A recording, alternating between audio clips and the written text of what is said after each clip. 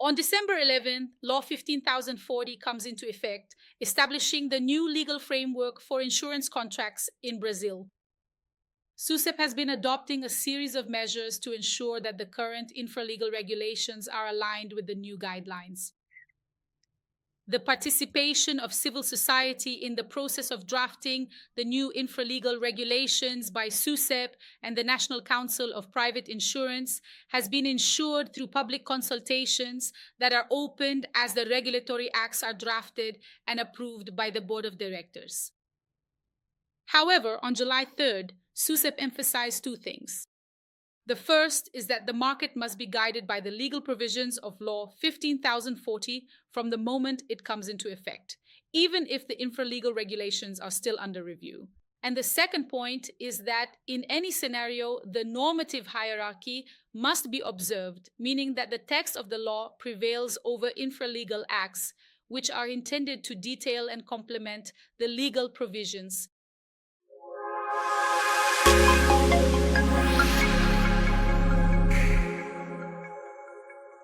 Ricardo Loew is a partner at the CAR Advogados law firm. And to discuss this topic today, we have Ricardo Loew with us. Ricardo, thank you very much for accepting our invitation and being here with us today. Thank you for the invitation, dear. I'm really happy to be here. Wonderful. It's just over 2 months until the new law comes into effect. And our goal today, Ricardo, and thank you for accepting the challenge, is to address the main points of the new law, focusing on surety insurance in a very pragmatic and objective way.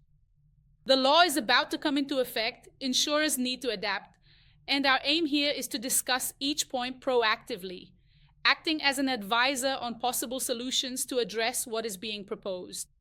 Shall we get started? Of course. Wonderful.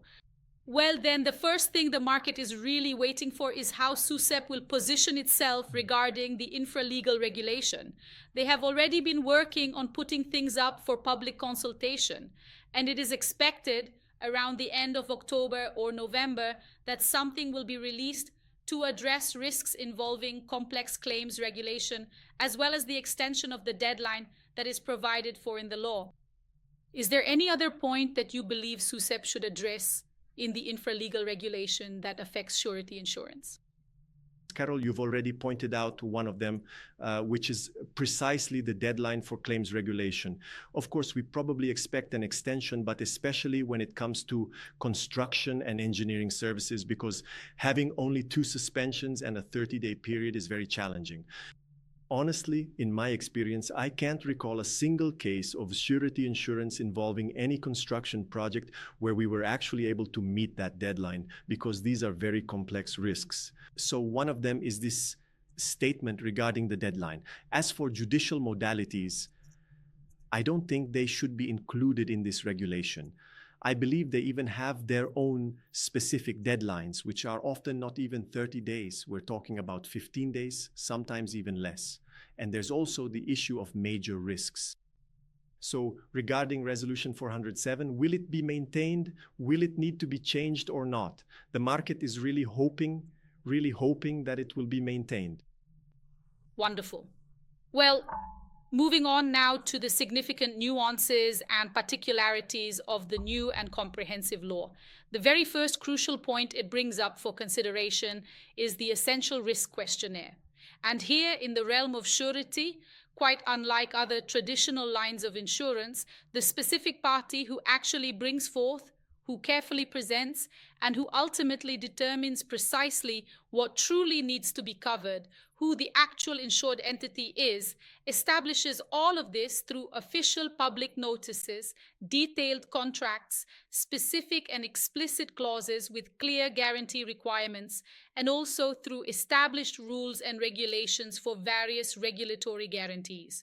However, there is absolutely no explicit specification of a standardized questionnaire in the formal communication of what is truly of interest to be insured by the insured party, and all the necessary documentation is usually presented directly by the principal. So, in your considered view, in the realm of surety, is there a definitive obligation to meticulously develop a comprehensive questionnaire or not?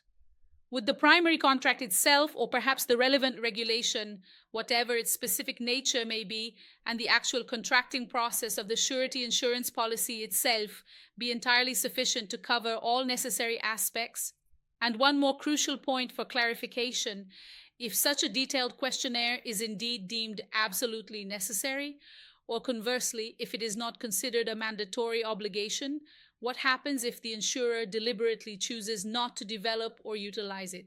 Do they, in such a scenario, potentially lose any significant rights or legal protections, especially considering that Article 44 of the new and updated law specifically grants certain important rights and remedies if the insured party intentionally or negligently omits vital information at the critical time of contracting the insurance agreement? I just wanted to thoroughly comment on this very first and fundamental point for discussion. Well, first of all, surety insurance operates differently from other types of insurance. Here, the one who takes out the insurance is not the policyholder nor the insured, okay? Here, the one who takes out the insurance is the principal, precisely the party who bears the risk. In other words, the one interested in contracting the insurance, specifically to provide assurance to their contracting party that they will fulfill their obligations, is the principal.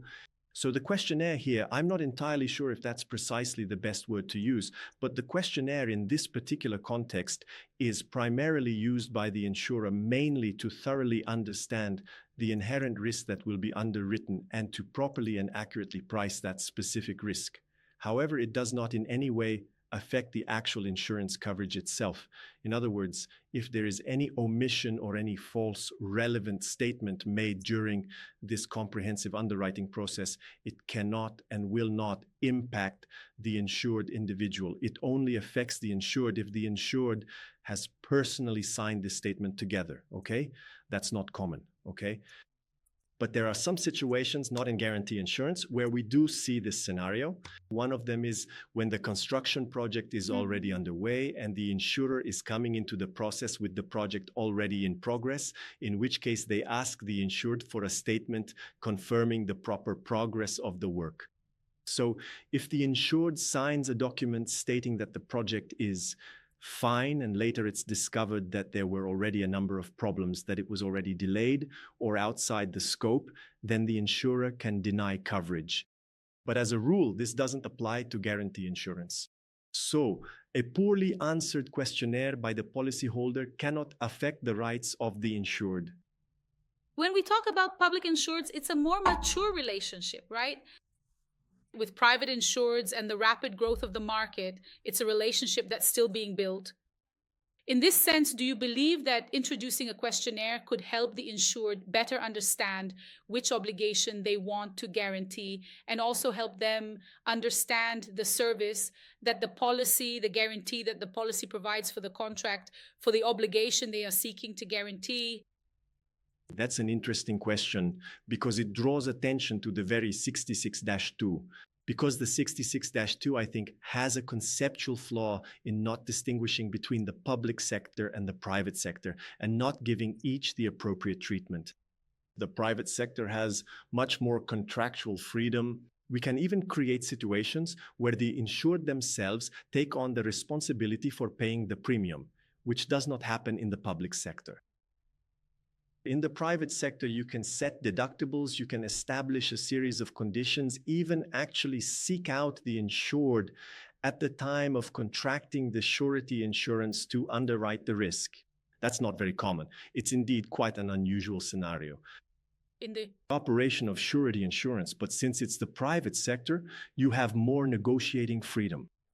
And maybe even with the very 66-2, the insured has become more involved. They have been looking more closely at what the policy wording would be, something that truly meets and fits their needs. But even so, I think that due to the characteristics of surety insurance, that's not going to be the rule. Because many times the insured doesn't have the technical knowledge about what they are contracting. So let me give you an example. Imagine that an agribusiness company needs to build a vessel. This agribusiness company doesn't have the expertise in how to build a vessel. It doesn't know what investment it needs. It doesn't know what professional resources it needs, how long it will take to complete this construction, unlike a shipyard. The shipyard will know which specialized professionals are needed, the timeline, the materials, the equipment, everything required to deliver that vessel. They are able to set a price. So in a situation like this, the questionnaire becomes useless for the insured because they don't have the technical capacity to answer questions related to the risk. Yes, which would be, he would certainly have to answer questions about the probability, about crucial information that would genuinely help the insurer to fully understand the precise likelihood of a potential default by the contractor. He just wouldn't have but maybe he could comment on the underwriting analysis, what the alternatives would be. You promise me to deliver this vessel by the end of the year. He will know how to answer whether or not the vessel was delivered. Is the vessel working? Yes or no? That he will be able to answer, but not the construction part. Or about the advance payment. Advance payment is one where I see that the insured needs to be very careful when contracting because the product offered by insurers differs slightly, but there are substantial differences in coverage due to the way the policy wording is laid out. But still, it's the insurer's responsibility to understand, or rather, to know who is carrying the risk. Once again, to focus their attention on the principal. So they will look at the principal, see if they have expertise in that particular type of construction. For example, if they have financial capacity, because sometimes that's not enough, and based on that, underwrite the risk. In other words, they really need to have a partnership with the principal to take on this risk. That's very well said, Ricardo. So regarding the wording agreed upon between the insurer and the insured. So now talking about Article 9 of the new law, in which the insurance contract covers the risks related to the type of insurance contracted, the excluded risks and interests must be described clearly and unequivocally in the insurance contract. However, if there is a discrepancy between the coverage defined in the contract and that provided in the contract template or in the technical and actuarial notes submitted to SUSIP, the wording most favorable to the insured will prevail. In surety insurance, the policies are registered with SUSIP, each and every policy. So all the general, particular, and special conditions are all registered with SUSIP precisely to provide assurance to the insureds that the policy is valid. But here, a comparison is being made with the product that is registered with SUSIP, the linked case, the product registered with SUSIP, and which is tied to the actuarial technical note. So the point here, as I understand it, is that it's not the intention of the regulation. There may be some particular conditions which may eventually address situations specific to that particular risk. And obviously, the law itself reinforces this. There is a hierarchy between the conditions and what the product will have when registering the general conditions. So here we wouldn't have. What would be your concern regarding this point? Is there any concern? Yes, there is a concern. There is a concern that the insurer should constantly improve its contractual conditions, okay? So let's go. Thinking about the product that is registered under Rule 662, the insurer has to comply with the requirements of Rule 662, and it has to make it very clear what it will cover and what it will exclude. Sometimes we find policies in the market that don't provide this clarity. So, for example, imagine a surety insurance policy that says, look, in the contractor and builder modality, I cover the losses, okay? But what exactly are these losses in this modality?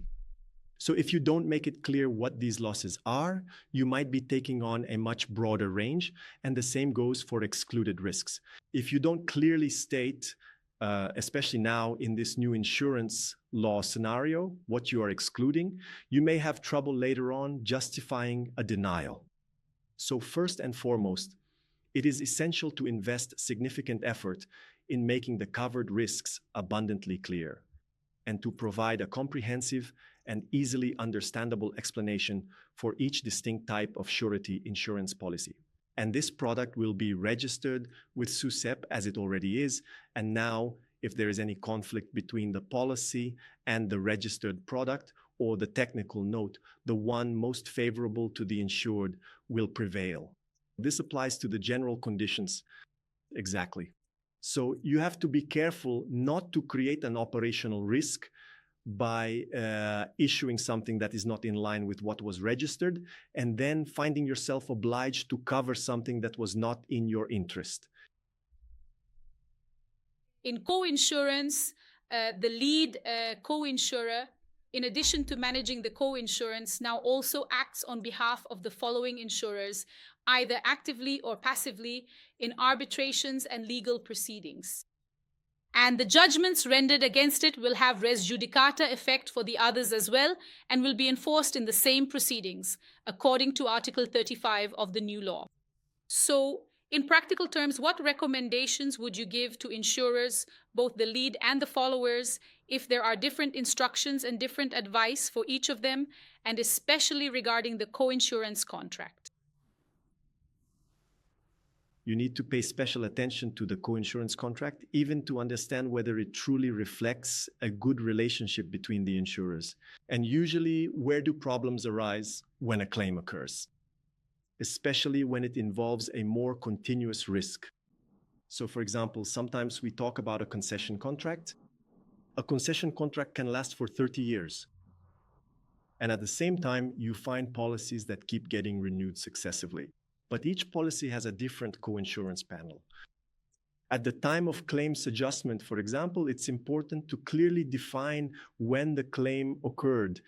So you truly need to be absolutely sure that the designated lead insurer will competently handle this entire process properly, that it will indeed have highly skilled professionals who can effectively assist it in claims adjustment, truly qualified professionals, especially when we are talking about particularly large-scale and complex cases in ACO.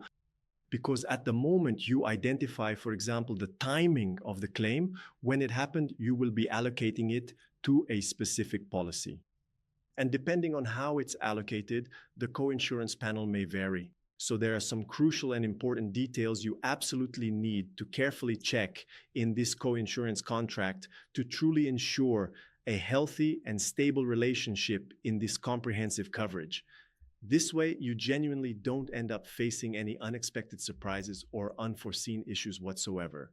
At the same time, a new legal scenario brings significant responsibility to the lead insurer. If the lead insurer gains more power of representation, in fact, a judgment against the lead insurer can have effects on the other co-insurers. So it's important to understand what the communication process will be, even to anticipate immediate notification and the response time to the other co-insurers. But it's also important to specify in this co-insurance instrument, here we're not talking about the policy, we're talking about an actual co-insurance contract entered into between the insurers. Whether the lead insurer will in fact represent the others in this legal proceeding, or if each one will be present with its own counsel. I imagine that with the new law, this is binding, isn't it? The existence of the lead insurer, the lead means it binds, it represents the others. That absolutely doesn't mean that the other parties involved cannot participate in the legal proceedings. So it doesn't mean they can't intervene in the legal process to contribute in some way to the resolution of the case. But actively in the proceedings or in the relationship with the lead. In other words, coordinating actions before things change. Coordinating the actions, yes. I imagine that there won't be several insurers acting separately in the legal proceedings. Usually not. Normally we don't see that scenario, but there could be a situation where of this separation, it could happen. So you have to be careful and even try to create some scenarios to protect yourself from this situation. But in fact, an insurer can disagree with the lead's interpretation. Yes. My specific question regarding the precise wording of the new law is that my current understanding is that now there is this direct and undeniable link between all of the defenses presented by the lead counsel, whether the insurers explicitly agree or not, they would be absolutely bound by the final decision that was ultimately rendered. In relation to the lead? That's going to happen. And so in that sense, I would find it odd for a following insurer to make an independent statement in the process. What could happen is being held liable due to an issue with the lead, being required to pay according to the merits of the case. Exactly. So I file a recourse action against the lead, and that's why the co-insurance contract becomes even more relevant. Yes. Precisely so you can make this relationship between the insurers clear, especially at the time of a claim, to avoid disputes. Yes. And this function of the lead's responsibility, right, in relation to the others. So this also needs to be very well defined in the contract and agreed upon in advance. You're absolutely right. One point that comes to mind that makes sense but slightly changes the market dynamics from a certain perspective is regarding cumulative insurance, which is Article 36 of the new law. The insured is now required to inform the insurers when there are cumulative insurance policies. And in surety, there is this alternative to co-insurance, which is complementary policies to cover the same guarantee. So the NP provides this prerogative both in decommissioning and in PEM, and the PGFN also provides this prerogative for complementary guarantees. And then in Ordinance number 2044, I truly couldn't possibly imagine, and I also fully understand that this could indeed be a distinct possibility for the public administration in certain specific scenarios. And I genuinely can't quite picture the exact scenario for these particular insured parties, such as various regulatory agencies or even the PGFN itself, effectively notifying the other involved parties, insurers, regarding the complementary policies. That was something that caught my attention. Today, Law 66-2 prohibits you from having multiple policies to guarantee exactly the same interest, except in the case of a complementary situation. So, for example, with the PGFN, I can offer my debt of 1 million. I can offer 500,000 with one insurer and another 500,000 with another insurer. That's where the discussion comes in. You would have redundancy in the guarantee. Exactly. And eventually, an apportionment would be applicable. Exactly. But in this case, they would actually be complementary guarantees. So the amount of the guarantee required by the counterparty is 10, and I'm providing it through 2 guarantees of 5 each, which complement each other. So in this particular sense, this crucial communication provided by the insured party here would certainly be a significant point of attention. I have already observed policies where taking out a second insurance policy without properly informing the primary insurer can even potentially result in a complete loss of all rights and benefits. I think that makes perfect sense. But at the same time, there is already case law on this subject stating that you can only deny coverage because you didn't receive notice of another insurance if there is, in fact, a loss. So if the insured at the time of the claim informs, look, there is this other policy, I don't see any loss in that case. Maybe because there may be overlapping coverage. I think that since these are, for example, regulatory insurances to meet the requirements of regulatory agencies, the very NP resolution that provides for this possibility is, in a way, a form of communication. We can interpret it that way. But they're complementary, right? It states that it's possible. So is it really possible? Does it require a specific communication for that case, or does the rule itself already make it clear that it's allowed? We're not talking about situations where one overrides the other. We're saying that they complement each other. So what could spark debate is at the moment when the judgment becomes final, the principal is convicted, and the PGFN goes to enforce the guarantee. Which policy will they enforce? Do they have to enforce it proportionally, or can they go straight to one insurer? So there's this issue that, well, here, the new law and also the SUSET Circular 662 itself, they don't provide a solution for case by case. Yes. However, I believe a crucial point of attention regarding the insured party is their fundamental duty to notify. Thinking about it, maybe the resolution anticipates a supplementary endorsement as notification. That's right. So, regarding the significant aggravation of risk by the policyholder, there's a crucial provision in the new and recently enacted law that specifically adds to the intentional and deliberate aggravation of risk, and it adds in a very substantial and impactful way. It precisely defines significant as the aggravation that directly leads to a substantial, considerable, and ongoing increase in the overall likelihood of the specific risk described in the Comprehensive Risk Assessment Questionnaire, which is explicitly referred to in Article 44.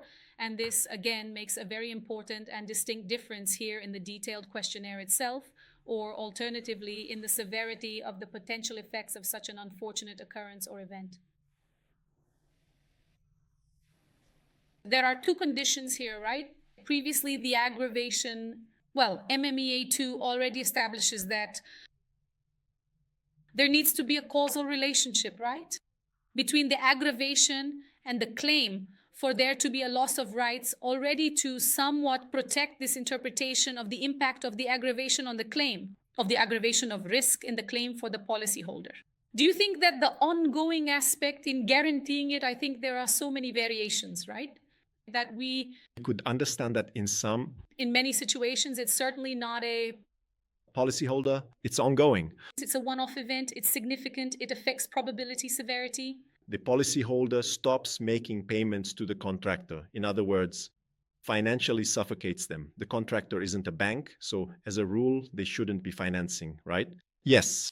But there's a delay in establishing an access route to the site, or even a significant and unexpected delay in thoroughly analyzing a legitimate and valid claim that has been submitted by the contractor. So this ongoing and persistent scenario can then inevitably lead to a serious aggravation of the inherent risk and, in fact, actually allow for a complete and undeniable contractual default. Then the insurer will assess what caused this contractual default. Was it due to an action by the policyholder, and what exactly was that action? Today, we already have case law, which is reflected in M62, that, for example, not every situation can justify a denial of insurance coverage. So we can clearly see many different scenarios where you truly need to have a direct and undeniable causal link between the policyholder's specific action and the resulting default. It's not because, for example, or even a contractual change that wasn't communicated to the insurer doesn't necessarily represent an aggravation of the risk. So imagine it was for the installation of a firefighting system, but the default had no relation whatsoever to the firefighting system. So you can't justify a contractual change without this causal link causing the claim. To you, rightfully deny the insurance indemnity? And the undeniable fact is that it is now, by its very definition, it is continuously ongoing. Because there are factors that are occasional, but that can eventually be relevant. Exactly. It needs to be relevant, it needs to be ongoing, it needs to have a causal link with the claim. So an action by the insured without a link, or that is occasional, that's the point, right? Or ongoing, which is if it's not ongoing, if it's occasional, but it's relevant, and it's relevant, that's it. How is this situation going to be handled? Exactly. So this is a discussion that we will very likely encounter in court. Yes, there are situations that are inevitable. I think one of them is precisely the issue of regulation within this time frame. Because I think at the beginning, considering this initial period of complying with the law, we will probably see an increase in the number of cases going to court. Because if the insurer finds that it hasn't received enough documents and is afraid of not meeting the 30-day deadline, it will immediately deny the claim, which doesn't happen today. Today it insists. It will reiterate. There are many situations where it repeatedly requests the document from the policyholder in order to receive it and reach a conclusion. But the deadline only starts to run once all the documents have been received. Yeah, but then we get into those particularities, right? But you received all the documents listed in the policy, and then one was missing. That was an indirect reference. Every claims adjustment case always has its own particularities. No case is ever the same as another. Yes.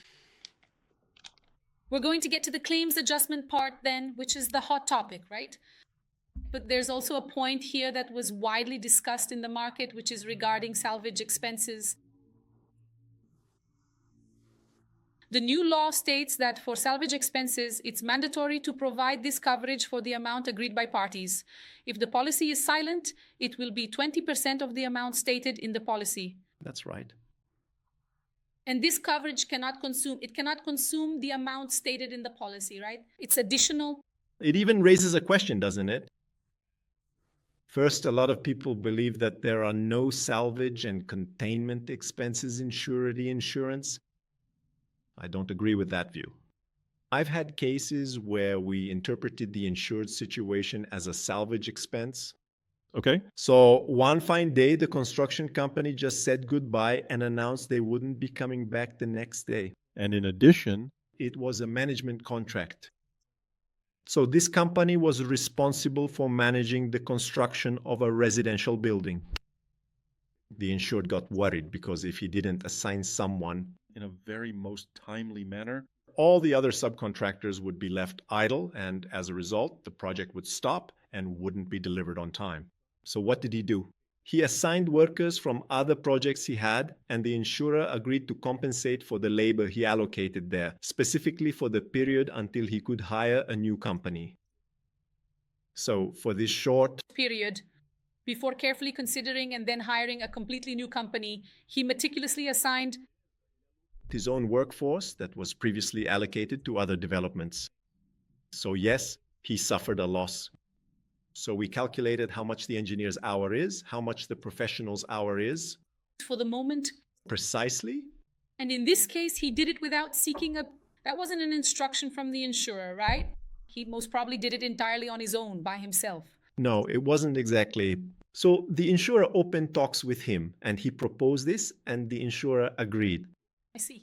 So, yeah, no. Because at this point, there's a distinction made in the new law. If the salvage expense is by instruction of the insurer, then the responsibility for the entire cost falls on the insurer, regardless of any limit established in that specific coverage. However, if the expense was incurred by the insured without being an instruction from the insurer, then it would be limited to the value of that coverage. First, I think this is a flaw in the law. Okay. It's a flaw in the law because we're just talking about a financial market that specifically specializes in various types of risks. And in fact, the day-to-day of this market deals with the most varied types of claims.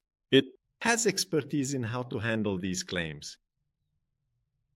Many times we come across situations where the insured has never experienced that type of claim before. So they are inexperienced and don't know the best practices to actually mitigate or avoid the effects of the claim. The moment you include a provision where the insurer can be held liable for a wide range of situations just because it advised the insured on salvage and containment measures, that's a flaw in the law because the insurer will naturally hold back. It will think 1,000 times before giving any advice on salvage or containment to the insured. It's a shame. It's a shame because you're telling a specialized professional not just to not give guidance because otherwise they'll be hugely exposed. Limited. So this is clearly a significant flaw in the existing law, but it is already present within the legislation. We're going to have to live with it. In surety insurance, we don't really have much. I understand your point, Ricardo, but I'm going to make a point. The insured, who is less experienced than the insurer, diligently follows an instruction given by the insurer. However, he incurs a cost higher than what was agreed upon as salvage expenses. He will end up with a loss if he was following the instructions of an expert who had so much experience in guiding him on the best way to proceed with the salvage, aiming to minimize the loss for the insurer. Why should he bear the burden for having diligently followed an instruction that was given by the insurer? Surety insurance very rarely involves salvage and containment expenses. But when we talk about other types of risks, such as environmental risks, sometimes we come across policies with a low sum insured limit, right? So sometimes 5 million. The insurer knows that if that pollution isn't contained, the insured's loss could reach 30 million, 50 million reais. But then to carry out this salvage expense, it would require incurring 10 million. So it's not a simple scenario.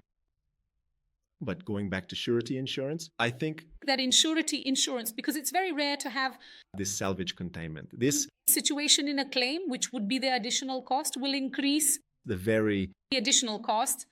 But that would be precisely the objective of it, would be to minimize the loss, not for the insured, but for the insurer, right? A discussion I recently had with an insurer was about adapting to the judicial modality. Okay. Judicially, I really can't picture a situation involving salvage and containment expenses. I just can't. What if, suddenly, on the day the principal needs to make the payment, the power goes out, the internet drops, and then the insured has a huge expense just to get reconnected? There is no option to allow the principal to make this payment. There just isn't.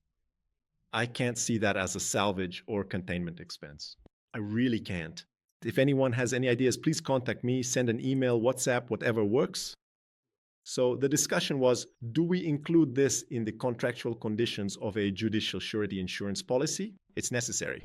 At the same time, we're going to be cluttering things up, bringing in more information that I don't see as necessary, but at the same time, we're dealing with the risk that if you don't provide for containment and salvage expenses, It's 20%, and depending on the judicial surety insurance policy, 20% is a lot of money. Yes. Yeah, in this case, the way forward will probably be to set a small limit. Yeah, but that will be Agreed upon with the other party, because it's understood that there's no salvage function in that case. exactly. But I asked, are there salvage and containment expenses in judicial surety? I can't imagine that situation. And I think I like to imagine things, but when you work with claims in insurance, you always imagine the worst case scenarios. But I understand that for the insurer then, taking on a limited liability is extremely challenging, especially because it's tied to co-insurance. Exactly. Whenever you talk about limited liability, it's always a red flag. Exactly. But in a way, I also understand that for the insured within surety insurance, and in this case specifically, if there is an instruction from the insurer, then the insurer also has to take responsibility for what it instructed, right? Because in this case, unlike other lines of business, I can't picture a scenario where the loss wouldn't fall on the insurer, right? yeah, unless then comes that discussion about reasonableness, right? How reasonable is it, considering the economic balance between the parties, given that a certain premium was paid, to offer a guarantee that has no limits? No, but it only becomes unlimited if the insurer recommends something. Exactly. And then when the insurer recommends something, it needs to recommend, maybe this is the key point, if the insurer is going to make a recommendation, it has to be very well defined. Like up to a certain amount, it's easy, in this way up to this much. And then in the guidance, it sets a limit for what is worthwhile compared to the consequence of not doing it. Yeah, they'll have to assess it carefully. We See that the salvage offsets the loss, right? So it's made the big discussion is, I think in other fields, this is more impactful. yes. In other industries, it's a huge exposure for the insurer. If you think about a fire, if you think about an exposure, which is more, no guarantee, she'll have to evaluate it carefully, and me. I think Very unusual, right? unusual. But I think you brought up a good example of salvage expense that I found interesting. Thank you. Well, about the notice of claim. So the timely notice of the claim, the consequences provided by law when there is a failure to comply with the deadline or negligence should this obligation loses effect when the interested party proves that the insurer became aware of the claim and the information through other means in a timely manner. And here, my question regarding surety insurance would be about risk monitoring. So, for example, the state of Mato Grosso installed cameras, so the insurer could monitor the works that are at risk of being resumed. You can log in online and watch the physical progress there. They have the physical schedule in hand anyway, on-site visits and so on. All this interaction for monitoring in court. I think maybe here it wouldn't make much sense because the notice also follows the process's procedure. Everything is embedded there in the law for access. The judicial process, I think it deviates a bit from exactly the judicial process. there's no scenario where you can avoid the risk. There's no scenario, there's nothing really to access. You are very tied up in the judicial process. Here, I would definitely focus more intently on the comprehensive activity and project monitoring and how that crucial oversight can significantly influence the issue of the claim notice. Also, valuable knowledge gained through another related activity. And if there is any recommendation, given that there might be some risk for the insurer in this regard, what would your recommendation be regarding internal controls? Because they are different areas. I think the main point here, and maybe regarding the changes, both in circulars and even in the requirements for the insured, at least over the past year, is that it's a lot about process procedures. PGFN 2044 was basically about taking a very close look at your processes. Then here I also pay attention to that. Suddenly the activity and monitoring are handled by one team and the claims regulation by another, and what triggers one to the other. These are at times areas that aren't really communicating with each other. So maybe you need to look at internal controls to ensure that this information flows over to the area that needs to take. I remember when I adapted the policy for some insurers, the new SUSEP Circular 662, and many insurers asked to include the issue of monitoring. So we stated that we perform monitoring. But then I turned the question back to them. Do you actually do monitoring? Yes. So if you're not going to do monitoring, there's no point in committing in the policy to doing something you're not actually going to do. Because later, if there's any change in the project, any situation where you committed to monitor and didn't, that could weaken your argument for a denial. So don't commit to something you're not going to follow through on. In fact, some insurers have established a separate monitoring clause. Yes. So for certain situations where they know they will monitor, they specify those and also specify situations where they will not monitor. There's no point in the insurance market committing to something it doesn't do. yes, That's the worst case scenario. Here, in fact, because the contract is imposing an obligation there. Exactly. when I truly think that even with the new law in place, large-scale projects can still be very interesting and quite appealing in terms of underwriting. Why is that the case? You have more leverage to charge premiums. You're going to apply a rate, that premium can compensate you, and often you can put together a monitoring team, establish how you're going to monitor the project. And even a point that we'll get into later is the issue of claims. Because what's the challenge of this new law? It's access to information, right? How am I going to access this information? And how am I going to receive this information and process it within the time frame set by law? Will I have enough time? When you're doing the monitoring, you're at the project site. You're right next to the risk. You're following the risk closely. So any problem that comes up there, you're already on site from the very beginning. So for you to intervene and act as a mediator or provide some assistance to the policyholder, it becomes much faster. And you're able to act and solve the problem with much greater speed and accuracy. So large-scale projects become more interesting because of this possibility, since we know not every project is the same. So for example, a renovation of an annex or a daycare center, given the premium charged, you won't be able to carry out proper monitoring today. Do you understand? I brought up the topic of monitoring here, which is an activity that's often discussed in surety insurance. It's not done that much, but it depends on the contract value and so on. But it's very relevant and applicable when we're talking about large-scale projects, for example. But here you could also include information that has been published in the media and is publicly accessible. And then, in your opinion, I know that for other lines of business, the answer is obviously yes, but what about surety? Can you see any information published in the media that could be interpreted as a claim notification? Just to understand whether the insurer also needs to create a process for ongoing monitoring.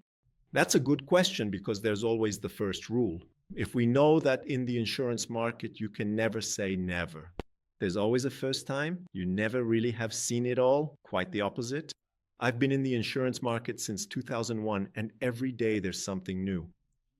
So when we talk about surety insurance and suddenly finding out through the media, it can happen. It really can. A major construction company files for judicial recovery. Whoa, if they file for judicial recovery, depending on the contract, that already creates an expectation of a claim. It already does. So you need to be on alert, identify how much exposure you have to that construction company. And we know we've already had this experience recently with a construction company filing for judicial recovery. And assess, take the necessary steps so that you can protect yourself regarding this provision of the new insurance law. So you can already take action even from the very beginning, which is the most important thing. There's no point in trying to cover the sun with a sieve, so sooner or later the problem will come. Yes, which is actually interesting for being proactive, right, in your actions. A good message that the new law brings is that you can no longer have that practice, which we sometimes saw in parts of the market, of taking the expectation of a claim and putting it in a drawer, waiting for it to one day become a complaint. That's not possible anymore, folks. You can't do that anymore because when it turns into a complaint, maybe your deadline to settle the claim won't be enough for you to understand what you're dealing with. We'll get to the deadline in a moment regarding... There's a point here that I'd like to understand with you. If you can think of any practical case that would apply to surety insurance, which is about partial payments during the claims adjustment process. So, for example, amounts that are not in dispute that you've already identified during the adjustment process, and then you go ahead and make the payment. If you identify during the adjustment process that the payment is due, you must pay it within 30 days. Exactly. It can happen. It's not like this can happen. First, you'll only identify this on a case-by-case basis. So, for example, in the case of a construction project where the contractor abandoned the work, and because of that, the insured party, thinking of a public sector insured, needs to carry out a new bidding process. This new bidding process takes time, but at the same time, the project can't be left abandoned. Depending on the situation, it may even require maintenance.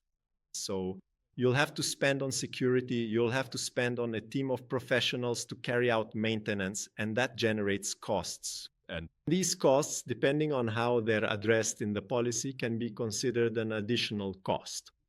So the subject is compensation. But of course, it will depend on whether there is still any remaining balance, since there are some details there that need to be evaluated, but it could be a situation where you have to compensate, at least partially. Interesting. Regarding access to the claims adjustment and settlement report, so in surety insurance, unlike other lines, the adjustment report is already commonly shared with the insured. But there is a prerogative in the new law, which is that in the event of a claim denial, the insurer must provide the interested party, the insured, with all documents produced or obtained during the adjustment and settlement of the claim that supported its decision. And I understand that this is not current practice. It also includes a provision stating that the insurer is not required to provide documents that are considered confidential, that is protected by law, or that could cause harm to third parties except by judicial or arbitral decision. So I'd like you to delve a bit into this topic so we can try to understand together the impacts of this provision on surety insurance. But first, I'd like to ask, in your understanding, would the principal be considered a third party or not when it says that it could cause harm to third parties? It could be. So, for example, you might be dealing with a project that involves some expertise that is under some kind of protection or confidentiality. You can't just share that with a third party. So if it's the principal's expertise, depending on the situation, you can't share it with the insured, but that's unusual. Okay. It's quite unusual, but it can happen. Then it becomes a discussion with the insured. In that case, the insured might even have to take some legal action, or depending on the insurer itself, it will be handled on a case-by-case basis. What usually happens is first, in surety insurance, the final adjustment report is already shared with the insured. This is already a market practice. I actually think it's a healthy practice because when you provide a well-founded document explaining why there is no insurance coverage, you greatly reduce, or you clarify what the amount is. Exactly, you greatly reduce litigation. Yes, At our office, we actually noticed that in many cases where we inform the insured party of the impossibility of paying out compensation, the matter does not go to court because we make it a point, and it's also a matter of respect after an adjustment process that took some time to present convincing arguments as to why that particular case is not covered by the policy. So, first of all, and secondly, protected by confidentiality. The relationship between lawyer and client is protected by confidentiality, which is guaranteed by law. So this is a situation where it is not necessary and should not be shared with the insured. Of course, if the law firm prepared the adjustment report, that adjustment report by law will be shared. But with a legal opinion, that's different. That's legal guidance. It's not the same thing. It's confidential. The adjustment report that is provided for by law, yes, that will be delivered. And at the same time, when we handle a surety insurance claim adjustment in the traditional modality pool, it's very common for us to work in parallel. In other words, with the same questions you direct to the insured, you will also direct to the principal, because you need to compare the information in order to reach a conclusion, to see what is being reported, what is correct, what is not, and from there arrive at a useful result, which is the final outcome of the claim adjustment. Understood. So the precaution here for the insurer regarding this additional exposure beyond the claims adjustment report, but also the documents that supported the decision, which may have been provided by the policyholder, not just the insured, is to pay attention to whether there is anything that exposes the policyholder, any document that is confidential, that reveals some technology, intellectual property, etc.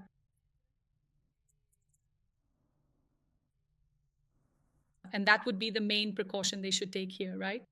Yes, and the insurer's own relationship with the lawyer. Right.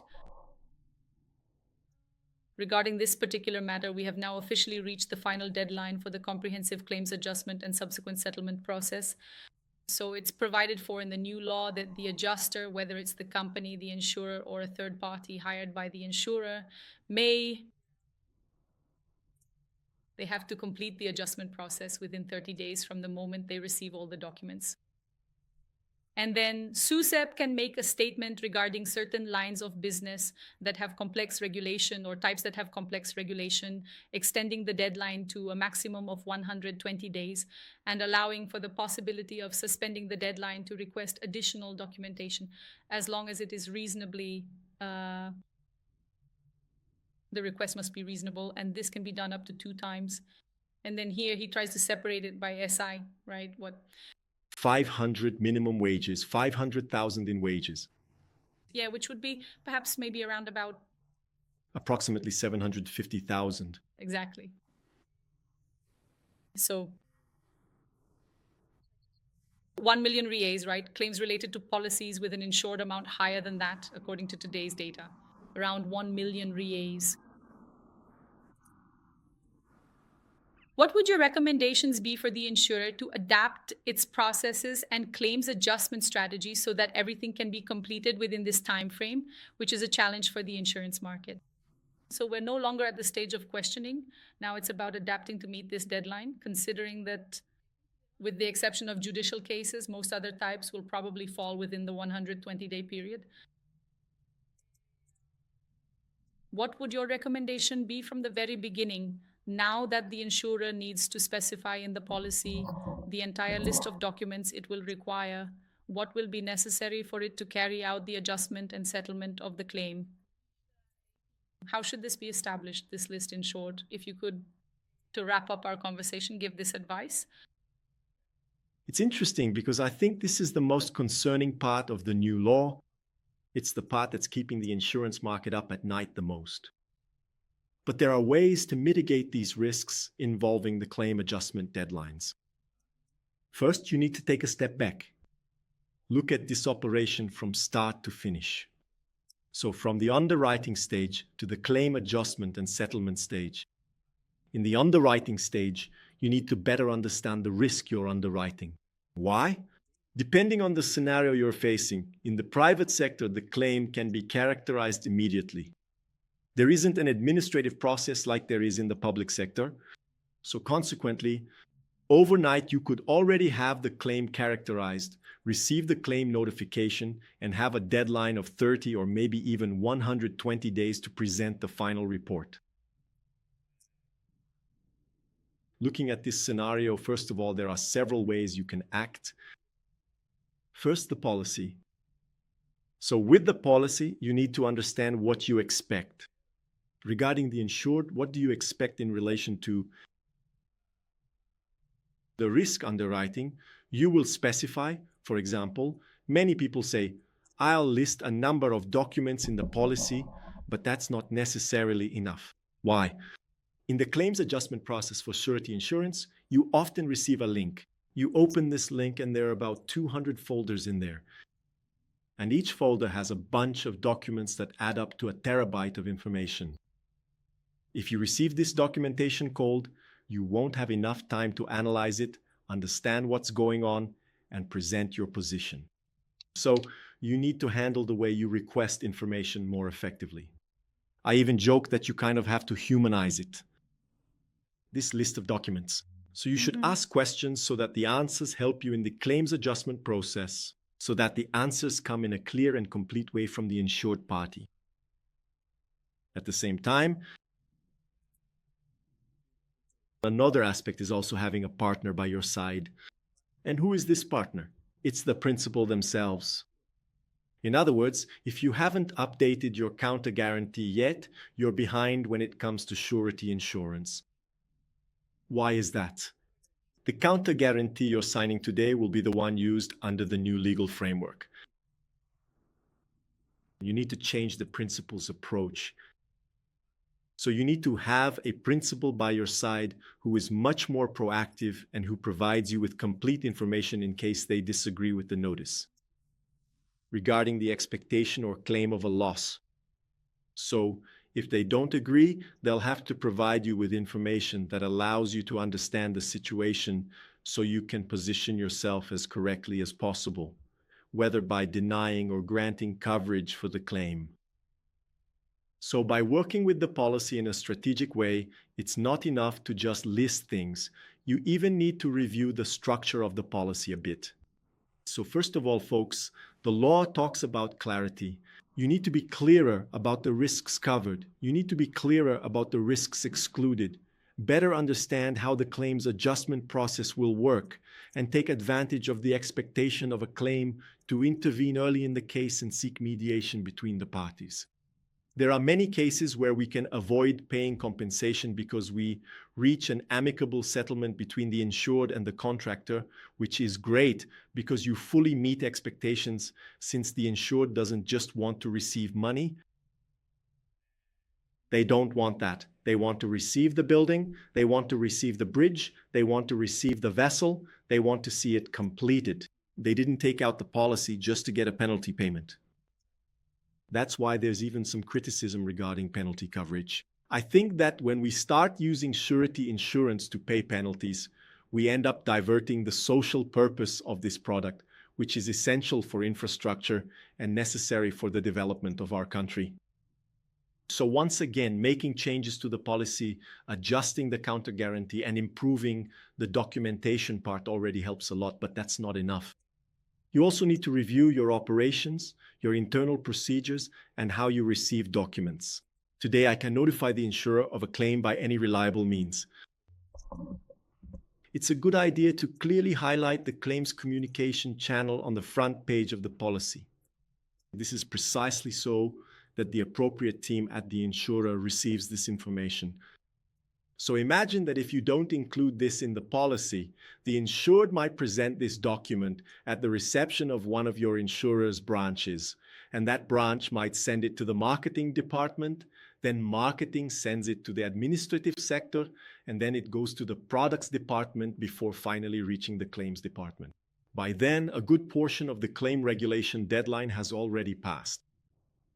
So when you bring clarity to the policy and also understand how the internal process works to properly handle this claims information, you'll have a more productive and safer mechanism to deal with the situation under the new insurance law. So you also need to train the staff, and they need to know, upon receiving a claim notification, how to handle it. Perhaps I even believe there is a trend toward insurance companies specializing in certain sectors of the economy. So perhaps oil and petroleum products, oil and natural gas, and the broader energy sector, which I genuinely believe will attract significantly more investment into our country. I think last year, if I'm not mistaken, 40% of infrastructure investments went to the energy sector.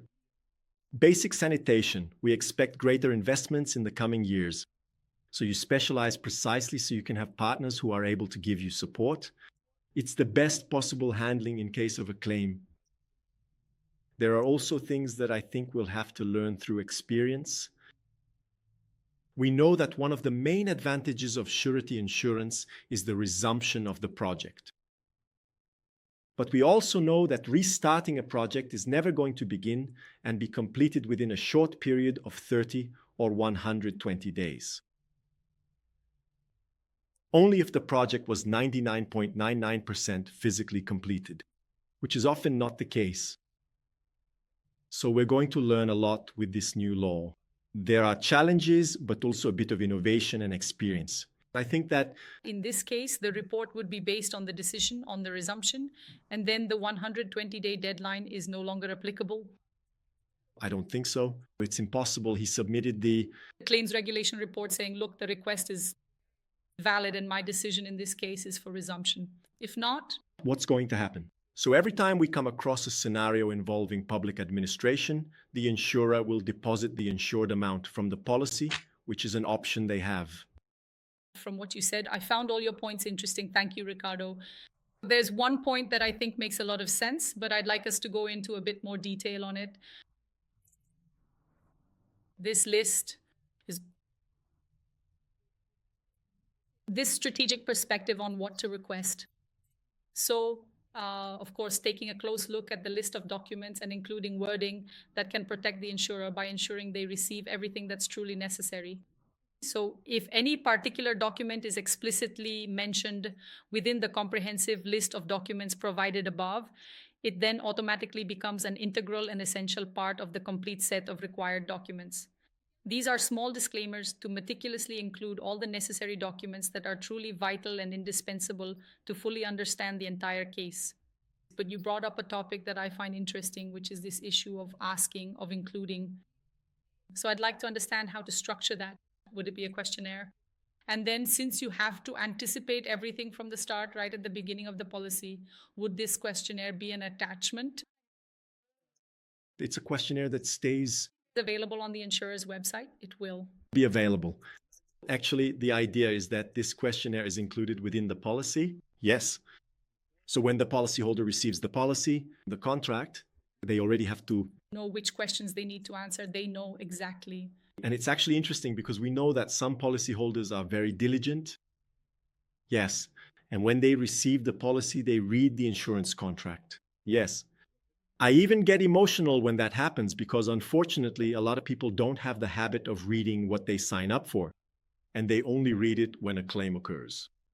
So when you read and understand what the insurer's expectations are, you prepare yourself to provide that information. So if I'm saying that the principal is in default, I need to specify which item of the contract or which clause they violated, when they violated it, why they violated that clause, and what the consequences of that contractual breach are. I need to provide this information. Many times we don't receive that. We get something vague, we get something that it seems like the first meeting with the insured is, tell me the story, bring me this information. Now I even need to, according to the new law, the insured also has to cooperate. So they need to provide the information in a clear, complete, objective, logical, and well-founded manner. In other words, if I'm saying that they failed to fulfill a certain obligation, I have to provide proof of that obligation.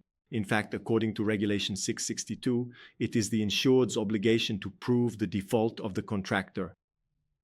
So they need to provide this supporting evidence to the insurer so that it can process the claim even within a faster, more expedited time frame, which is in the insured's interest. Very interesting, Ricardo. Look, thank you very much. I think we managed to cover and give a 360-degree overview of the provisions of the new law. I hope we didn't leave any topic out. Well, we probably did leave something out. We could easily spend another 5 hours just to cover a little more.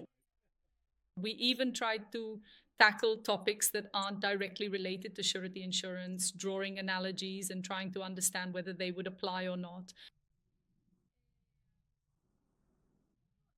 To wrap up, I'd like to ask you a question.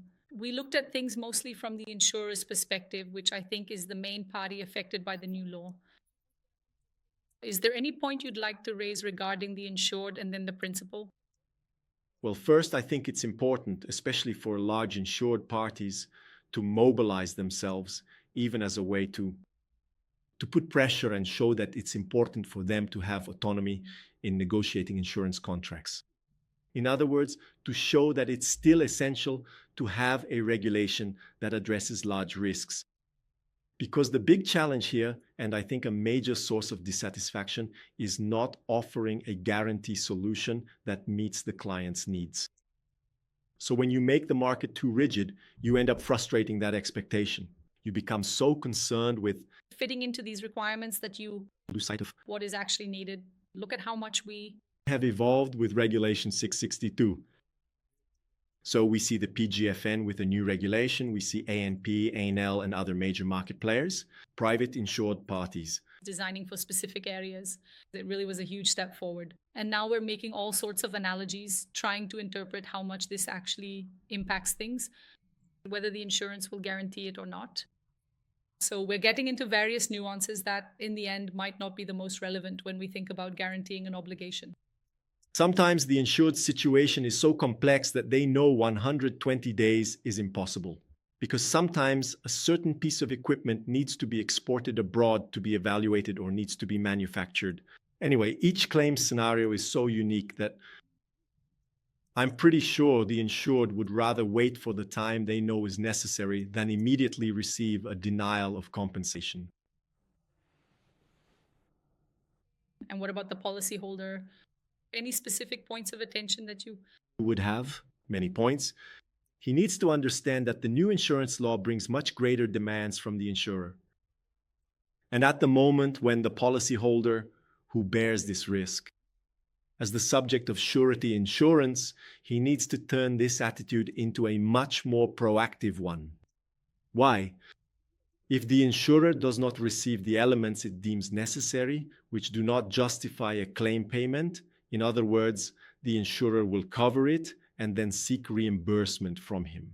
That is, he needs to cooperate more with the insurer so that his own interests are protected. That's great. Ricardo, thank you very much for your participation. I think it was really great. I hope to have you back again to discuss more topics with us. I'll be waiting for the invitation. Now that you've debuted your videocast. Videocast, very, very fancy. Thank you very much. Ricardo Loew is a partner at CAR Advogados, holds a law degree from the Pontifical Catholic University of São Paulo, has a postgraduate degree in Insurance and Reinsurance Law from Fundação Getulio Vargas in São Paulo, and completed an LL.M. in International Banking and Insurance Law at London Metropolitan University. He serves as Vice President of the National Working Group on Credit and Guarantee at the International Insurance Law Association, AIDA.